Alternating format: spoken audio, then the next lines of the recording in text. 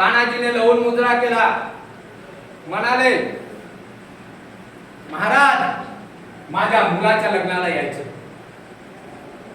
त्यावेळी शुभा म्हणाले, तानाजी नाही जमणार, आम्ही दुसऱ्या स्वारीवरती आहोत,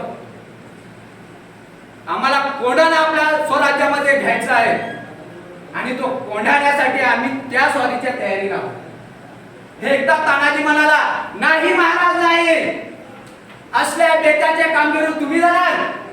महाराज तानाजी काय कामाचा, हा तानाजी जिवंत असताना असल्या बेताच्या कामगिरीवर तुम्ही जाणार नाही.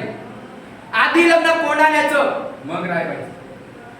तुम्ही मला हुकूम द्या, मी कोंढाणा आपल्या स्वाधीन करून देतो. आणि महाराजांची आज्ञा घेऊन तानाजी मालुसरे निघाले.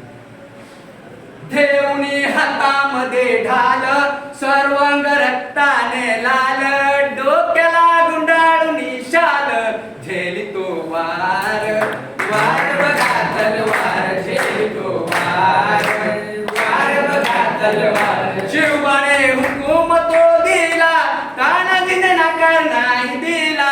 रायबाचे लगीन बाजूला, आधी घेतो कोंढाण्याला.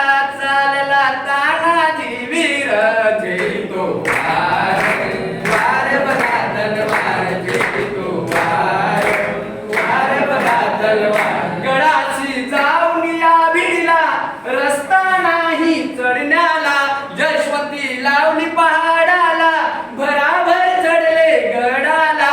चढला तानाजी वीर, झेलितो वार वार बघा तलवार, झेलितो वार वार बघा तलवार. उदे भान किल्लेवाला, लाल होऊन पुढे आला. खणाखण करती वाराला, दोघेही पडले धरणीला. धावला सूर्याजी वीर, झेलितो वार वार बघा तलवार, झेलितो वार वार बघा तलवार. सूर्याजी लढू लागला, गड सर त्याने केला. निरोप शिवबासी गेला, धन्य कष्टी मणी झाला. मने गड आला पण माझा सिंह गेला.